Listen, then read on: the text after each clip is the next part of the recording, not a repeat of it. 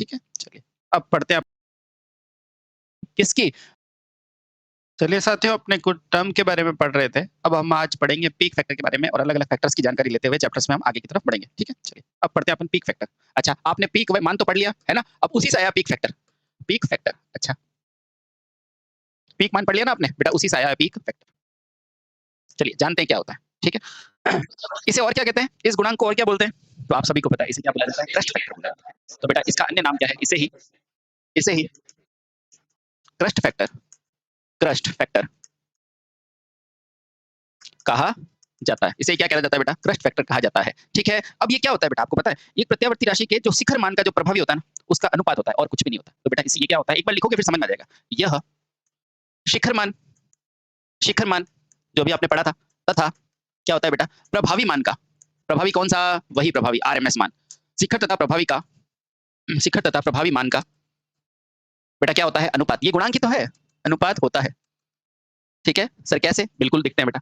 इस peak factor जो होता है ना बेटा, उसको ऐसे लिखते हैं, पीक फैक्टर बराबर जैसे कि आपको बताया, सबसे ऊपर क्या होगा? शिखर, उसके बाद क्या होगा? प्रभावी। क्या होगा पहले? शिखर और प्रभावी। तो बेटा यहाँ क्या लिखोगे? बराबर शिखर मान यानी कि मैक्सिमम मान बटे में प्रभावी मान, बस प्रभावी मान। बेटा यही क्या होता है? अनुपात होता है। ठीक, समझ गए? अब ये अलग अलग तरंगों के लिए अलग अलग होता है, ठीक है? लेकिन अपने को किसके लिए याद रखना है? ज्ञात तरंग के लिए। जैसे ज्या के लिए अपने आरएमएस मान देखा था 0.707, ज्ञात तरंग के लिए अपने औसत मान देखा था 6.37। उसी तरह बेटा इसका भी आपको बेहद महत्वपूर्ण तरीके से ध्यान होना चाहिए कि ज्ञात तरंग का पीक फैक्टर कितना होता है? √2। तो लिखो बेटा, ज्ञात तरंग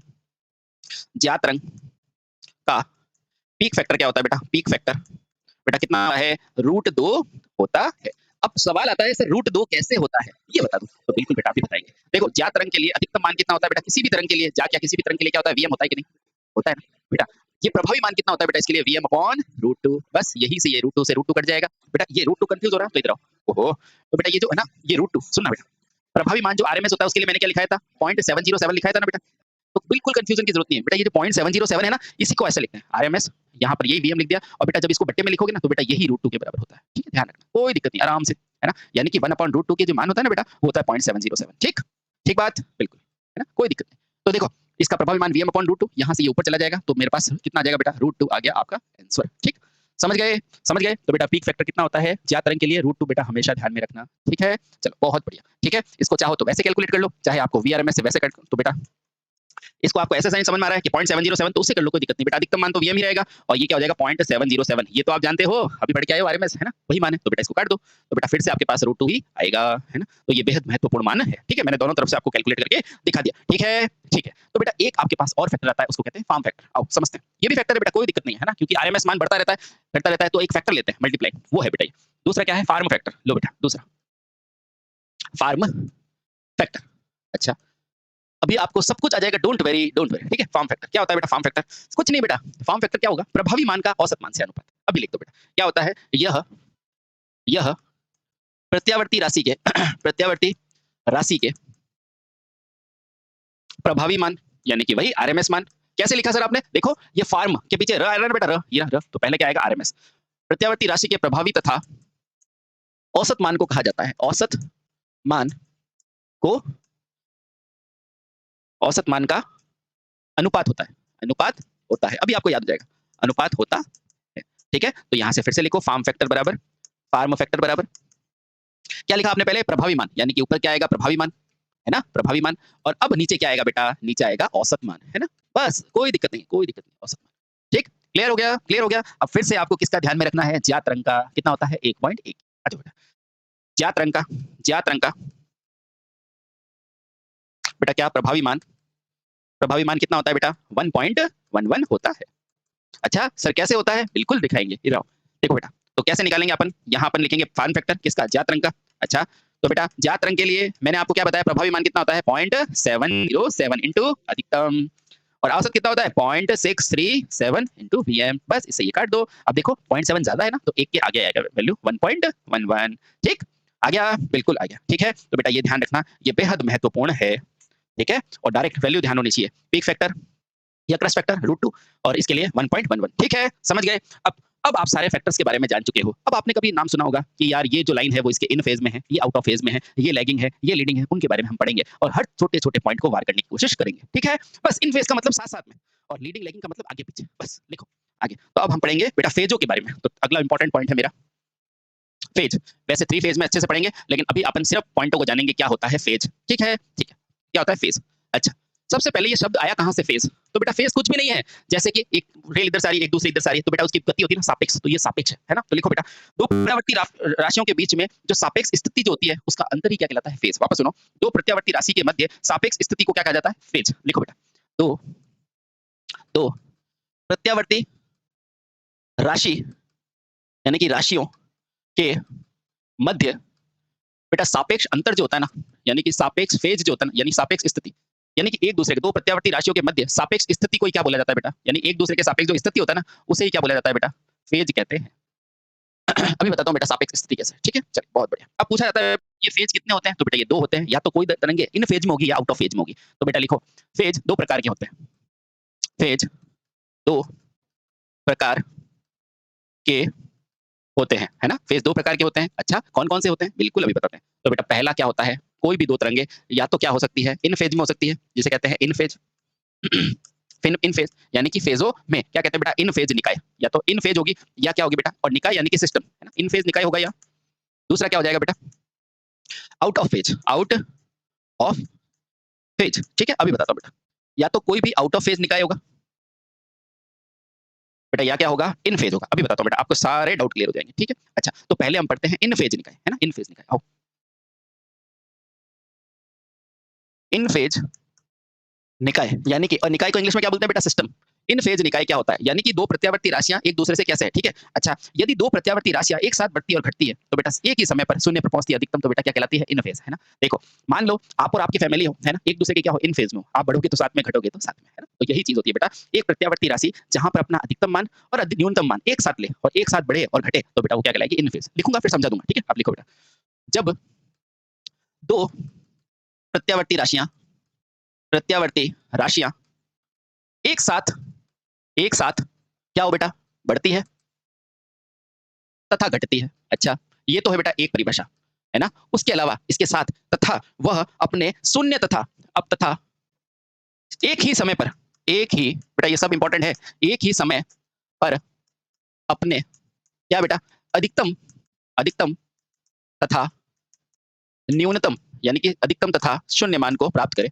शून्य कौन? दोनों राशियां। तथा एक ही समय पर अपने अधिकतम तथा शून्य मानों को प्राप्त करे।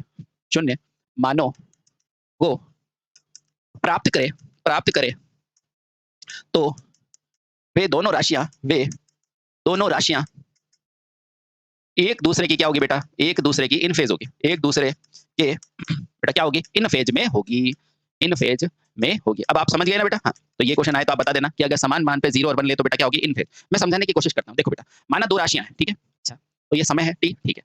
एक मैं बनाता हूँ वोल्टेज, ये लो बेटा ये वोल्टेज। अच्छा, और एक ले लिया बेटा ये। अच्छा, बहुत बढ़िया, है ना? ये 2 तरंगे आपको दिख रही है? बिल्कुल दिख रही है। मैंने माना ये ऊपर वाली नीली तरंग मेरी क्या है? वोल्टेज की। अच्छा, और जो लाल वाली है वो क्या है बेटा? धारा की। अच्छा, बहुत बढ़िया। अब सुनना बेटा, क्या दोनों तरंगे साथ-साथ चल रही है क्या? ये बढ़ रही है तो ये भी बढ़ रही है, ये घट रही है तो ये भी बढ़ रही है, ये घट रही है। अच्छा, तो पहली परिभाषा तो साथ-साथ बढ़ती है और घटती है। प्रूव हो गया? हो गया। अब देखना बेटा, इसका अधिकतम मान देखो यहाँ पर है और इसका यहाँ पर है, तो क्या इन दोनों ने अधिकतम मान एक ही जगह लिया? बिल्कुल बेटा एक ही जगह लिया है।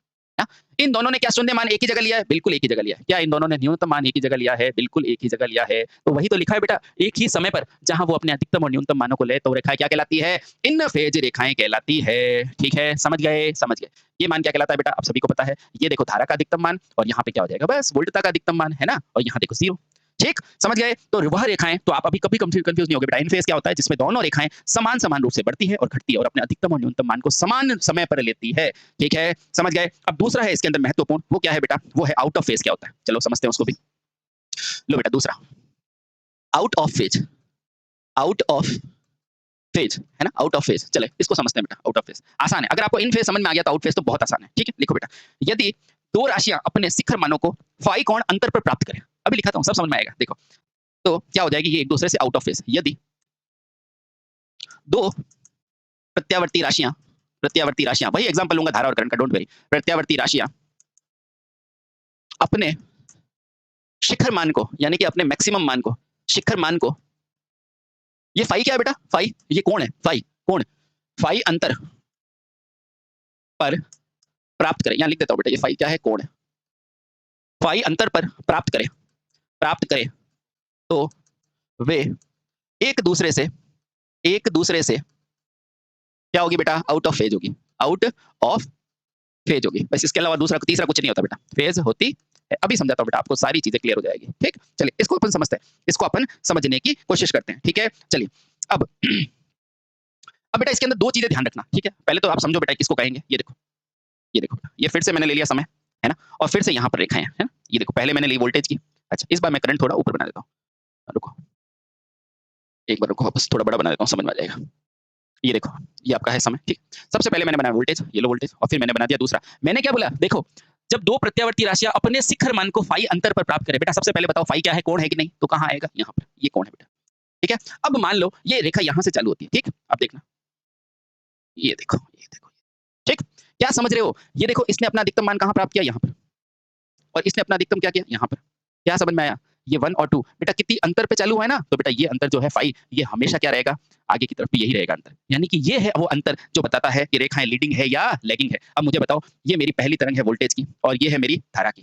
अब मुझे बताओ, पहले किसने अधिकतम मान लिया, पहला अधिकतम मान 1 पे आया, दूसरा आया करंट का, तो बेटा वोल्टेज से करंट लीड करती है। कौन करती है, जब परिपथ कैसा होता है, लैगिंग होता है, हाँ, तो बेटा जो पहली आएगी, तो इसमें मैं क्या कहूंगा, इसमें क्या हुआ, वोल्टेज मेरी आगे है, और बेटा ये एक दूसरे से कितना अंतर है, ये फाई अंतर है। तो बेटा ये फाई अंतर जो होता है ना, उसी को मैं क्या कहता हूँ, उसी को मैं आउट ऑफ फेज कहता हूँ। समझ में आया, समझ में आया, ठीक है। तो बेटा अभी के लिए आप इतना ध्यान रखो, ठीक है, ये मेरी वोल्टेज है और ये करंट है। अब देखो, इसने अधिकतम मान 1 पे लिया, इसने 2 पे लिया, है ना, इसने बाद में लिया, तो बेटा ये क्या है, ये किस कारण हुआ, क्योंकि ये फाई बाद में चालू हुई है, फाई बाद में चालू हुई है। ठीक, अधिकतम मान में भी अंतर यही है, फाई है। ठीक, तो इसका मतलब क्या है, ये एक दूसरे से आउट ऑफ फेज है। अब बेटा आउट ऑफ फेज दो प्रकार के होते हैं, देखो बेटा, ये आउट ऑफ फेज भी क्या होता है बेटा, दो प्रकार का होता है। ये देखो यहाँ से लाइन आ रही है बेटा, आउट ऑफ फेज कितने प्रकार का होता है, दो। देखो चलिए, अब देखो बेटा, इसमें दो प्रकार का होगा। ठीक है, अगर फेज अंतर 90 होगा, तो बेटा क्या हो जाएगा, इसे क्वाड्रेचर कहा जाता है। अब देखो, फेज अंतर या तो भाई 90 हो सकता है, और एक ये स्पेशल केस है बेटा, स्पेशल, यहाँ लिख देता हूँ स्पेशल केस।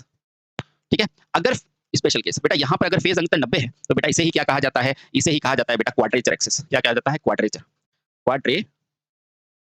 इन्हें, इन दोनों राशियों क्या बोला जाएगा बेटा, क्वाड्रेचर राशियां बोला जाएगा। अगर 180 डिग्री फेज होगा, तो बेटा इसे ही क्या बोला जाएगा, क्योंकि 180 पे देखो पूरी तरह से पलट जाता है, तो बेटा इसे ही क्या बोला जाता है, एंटी फेज। तो कभी कभी ऐसे शब्द दिया जाता है, एंटी फेज। समझ गए, समझ गए, क्या समझना है फिर से समझो बेटा, कोई दिक्कत नहीं। फेज मेरे दो होते हैं, एक क्या होता है बेटा, एक होता है इन फेज, एक होता है मेरे आउट फेज। इन क्या होता है, साथ साथ बढ़ेंगे, साथ साथ घटेंगे। ठीक है, और आउट फेज क्या होता है, इसमें फाई का अंतर होता है। ठीक, बहुत बढ़िया। इन फेज में क्या होता है, जब साथ साथ बढ़ा, साथ साथ घटा, और अधिकतम मान भी एक ही बिंदु पे लिया, कम मान भी एक ही बिंदु पे लिया। याद हो गया, ठीक है। अगला क्या है बेटा, आउट ऑफ फेज। इसमें क्या होता है, जब दोनों शिखर मान फाई अंतर पर प्राप्त करें, मान लो ये 1 यहाँ पर प्राप्त करेगा, ये दूसरा, तो ये क्या है बेटा, फाई अंतर, ये फेज का अंतर है। ठीक है, यही अंतर क्या है बेटा, फेज अंतर। ठीक है, इसके अंदर दो इंपॉर्टेंट है। इन फेज के अलावा सारे क्या होते हैं, आउट फेज होते हैं, ये ध्यान रखो। इसके अंदर दो स्पेशल केस होता है, यदि एग्जैक्ट 90 डिग्री हो, तो बेटा वो क्या कहलाता है, क्वाड्रेचर कहलाती है एक दूसरे से। ठीक, और अगर 180 हो, तो बेटा क्या कहलाएगा, एंटी फेज कहलाएगा। ठीक है, चलो ये आपने इंपॉर्टेंट चीजें अभी एक बार के लिए जान ली। ठीक है, बहुत बढ़िया, बहुत सही। अब बेटा अगली टर्म आती है, क्योंकि आपको आगे चल के लीडिंग और लैगिंग समझना है, तो बेटा उससे पहले एक टर्म समझनी पड़ेगी, कला अंतर की। आओ समझते हैं कला अंतर क्या होता है। कला अंतर, आपने फेज तो समझ लिया, फेज किसका होता है, कोण का अंतर होता है। तो कला अंतर, अब क्या समझेंगे, कला अंतर यानी कि फेज डिफरेंस क्या होता है ना। ठीक है, अब मुझे बताओ, अलग अलग प्रत्यावर्ती राशियां अलग अलग समय पर अपना अधिकतम मान ले, तो बेटा उनका फेज भी अलग अलग हो जाएगा, है ना। और उन्हीं दोनों फेजों का अंतर क्या कहलाता है, कला अंतर कहलाता है। देखो बेटा, प्रत्यावर्ती राशियों द्वारा अलग अलग समय पर, प्रत्यावर्ती राशियों द्वारा अलग अलग समय पर अपने अधिकतम अपने अधिकतम तथा न्यूनतम मान को प्राप्त करने में लगा समय अंतराल, अधिकतम तथा न्यूनतम मानों को प्राप्त करने में बेटा जो समय लगा ना, लगा समय अंतर ही क्या कहलाएगा, समय अंतर क्या कहलाएगा, कलांतर कहलाएगा, कलांतर कहलाता। बेटा ये बहुत इंपॉर्टेंट लाइंस है, ध्यान में रखना। ठीक, चलिए बहुत बढ़िया। अच्छा, अब आप कलांतर के बारे में समझ गए, यानी कि कला यानी कि समय, समय का अंतर। ठीक है, बहुत बढ़िया। अब आप पढ़ेंगे बेटा ये अग्रगामी क्या होता है, पश्चिमगामी क्या होता है, फिर धीरे धीरे धीरे धीरे हम टॉपिक की तरफ बढ़ना चालू होंगे, ऐसे डायरेक्ट मोटर नहीं पड़ी जाती है। ठीक है, तो अब हम पढ़ेंगे बेटा अग्रगामी राशि क्या होती है। अगला इंपॉर्टेंट है अग्रगामी राशि, अग्रगामी राशियां, आपने नाम सुना है ना, लीडिंग क्वांटिटीज, हाँ बस वही है बेटा। अग्रगामी राशियां क्या होती हैं उसके बारे में आपको नाम से नहीं पता चल रहा है ना, आपको नाम से नहीं पता चल रहा। अग्र यानी कि क्या होता है, देखो बेटा इसको कैसे लिखते हैं, अग्र प्लस गामी, है ना। अग्र का मतलब क्या होता है बेटा, आगे, और गामी यानी कि गमन करने वाली, यानी कि जाने वाली, ठीक है। तो बेटा यही से तो बना अग्रगामी। तो बेटा क्या हो जाएगा कि किसी प्रत्यावर्ती राशि में जो राशि अपने पहले अधिकतम मान को प्राप्त करे वो अग्रगामी है ना। हाँ, तो देखो बेटा इन्हीं इन्हीं भी प्रत्यावर्ती राशियों में जो राशि यानी कि वोल्टेज करंट वगैरह जो राशि अपने अधिकतम मान को अपने अधिकतम मान को पहले प्राप्त करे, पहले यानी कि आगे पहले प्राप्त करे वो क्या कहलाएगी, वही बेटा क्या कहलाएगी, अग्रगामी कहलाती है। अब देखो मैं आपको वापस से वो चित्र बनाता हूं, अब आप पहचान लोगे। ये रहा बेटा, ये आपका चित्र है। ये देखो पहले किसने लिया, वोल्टेज ने, फिर क्या लिया बेटा, धारा ने अपना अधिकतम। तो बेटा कौन अग्रगामी, वोल्टेज। Very good. देखो बेटा यहाँ देखो इसमें कौन है, दोनों ने साथ साथ लिया, तो बेटा ये अग्रगामी पश्चगामी नहीं, इसको कहते हैं इन फेज। ठीक, बहुत आसान है बेटा, कोई दिक्कत नहीं, बहुत आसान। तो ये अग्रगामी की परिभाषा, ठीक है। इसी तरह पश्चगामी की परिभाषा बता देंगे, ठीक है। दूसरा लिखो पश्चगामी राशि, पश्चगामी राशि। अच्छा, पश्च का मतलब क्या होता है, पश्च का मतलब होता है पीछे चलने वाली। सबसे पहले तो इसका मतलब लिखो पश्च प्लस गामी। अच्छा, पश्च का मतलब क्या होता है, पीछे, और गामी का मतलब क्या होता है बेटा, गमन करने वाली, यानी कि जाने वाली, ठीक है। तो इसकी परिभाषा क्या लिखी, प्रत्यावर्ती राशियों में जो राशि बाद में अपने अधिकतम मान को ले, है ना। प्रत्यावर्ती राशियों में वह राशि यानी कि वोल्टेज और धारा, वह राशि जो बाद में अपने अधिकतम मान को प्राप्त करे वह क्या हो जाएगी बेटा, वह पश्चगामी होती है। आसान हो गया ना, बिल्कुल। अब देखो बेटा एक एग्जांपल लेता हूं, आपको सब समझ में आ जाएगा। देखो बेटा उदाहरण, माना यह मेरी क्या है नंबर लाइन, और ये क्या है, देखो एक रेखा ये रही और दूसरी ये रही, है ना। अब देखो ये तरंग है एक, ये है तरंग दो। अब देखो मैंने क्या बोला था, जो अपना पहले अधिकतम मान कौन ले रही है, तो पहले ले रही एक। तो बेटा यहाँ से आप क्लियरली बोल सकते हैं एक राशि जो है वो मेरी क्या है, अग्रगामी, है ना। और पश्च के लिए मैंने क्या लिखा था, जो बाद में अधिकतम मान ले, तो पश्च कौन हो जाएगी, दो। तो दो क्या हो जाएगी मेरी, पश्चगामी। ठीक है, बस इतना ही तो है, बहुत आसान है, कोई दिक्कत नहीं, बहुत आसान है। ठीक, समझ गए। अब कुछ बेटा महत्वपूर्ण तथ्य है, उनको लिखना है, जैसे कि वेव की गति, जिससे अपन को पता चलेगा, है ना। तो बेटा उसके लिए महत्वपूर्ण तथ्य मैं लिखा देता हूँ। तो इसके एसी के कुछ महत्वपूर्ण तथ्य लगा के जानकारी ले लेते हैं। महत्वपूर्ण तथ्य, ये बड़ा इंपॉर्टेंट है बेटा, ध्यान रखना। क्या है बेटा, सबसे पहले विद्युत धारा बेटा कौन सा देती है, प्रकाश, ऊष्मीय और रेडियो तरंगों में समान होती है। विद्युत धारा की चाल किसके बराबर होती है, प्रकाश की गति की, है ना। तो वही लिखना बेटा, विद्युत धारा की गति जो होती है बेटा वो क्या होती है, प्रकाश, ऊष्मा तथा रेडियो तरंग के समान होती है, ठीक है। हाँ, यानी कि एक लाइन लिख दो बेटा, विद्युत धारा की गति बेटा किसके समान होती है, प्रकाश की गति के समान, प्रकाश की गति के समान। और वो कितनी होती है, आप सभी को पता है कितनी होती है, 3 × 10⁸ मीटर प्रति सेकंड। इसको वैसे मैं करा चुका हूं और मील में भी आपको बता चुका हूं, है ना। 1.86 × 10⁵ ये सब अपन पढ़ा चुके हैं डीसी के अंदर, ठीक है। अब ये जो प्रकाश की गति होती है बेटा निकालते कैसे हैं, तो वो निकालते हैं v बराबर n लैम्डा से, निकाली जाती है। ये गति जो है ना बेटा, ये गति किसकी, विद्युत धारा की गति। तो बेटा सबसे पहले तो प्रकाश की गति निकालोगे, तो बेटा प्रकाश की गति को निकालने का सूत्र क्या होता है, प्रकाश की गति खुद क्या होती है बेटा, वो होती है बेटा v, और v का सूत्र होता है v बराबर n लैम्डा। ध्यान रखना बेटा, अभी बताता हूं बेटा, कोई दिक्कत नहीं है। जहां n क्या होता है बेटा, n होती है आवृत्ति। जो प्रकाश आ रहा है ना बेटा, आपको पता है श्वेत प्रकाश में 7 रंग होते हैं, तो अलग अलग इनकी आवृत्ति होती है ना। और लैम्डा क्या होता है बेटा, तरंग दैर्ध्य होती है, ये क्या होती है बेटा, मान लो ये मेरी कोई एक भी लाइन है, तो बेटा इसका जो टॉप है ना, इसका टॉप और वापस इस टॉप के बीच की दूरी बेटा तरंग दैर्ध्य है। ये श्रृंग से श्रृंग के बीच में बेटा ऊपर वाला बिंदु क्या होता है, श्रृंग, है ना, और नीचे वाला क्या होता है, गर्त, है ना। तो श्रृंग से श्रृंग या गर्त से गर्त की दूरी बेटा क्या कहलाती है, लैम्डा। ध्यान रखना, ठीक है। ये किसी भी तरंग के लिए अलग अलग हो सकती है, ठीक। यहां से ज्ञात करते हो बेटा, ठीक, बहुत ही अच्छा। और ये मान कितना होता है, 3 × 10⁸ ये बेटा इंपॉर्टेंट था, इसलिए मैंने थोड़ा सा बता दिया आपको, ठीक। चलिए बहुत ही बढ़िया, है ना। अब यहाँ से हम एनालिसिस चालू करते हैं, हमारे प्रतिरोध का, हमारे इंडक्टर का, हमारे कैपेसिटर का, है ना। धीरे धीरे हम आगे बढ़ते रहेंगे और हमारे चैप्टर की तरफ चलते रहेंगे, ठीक।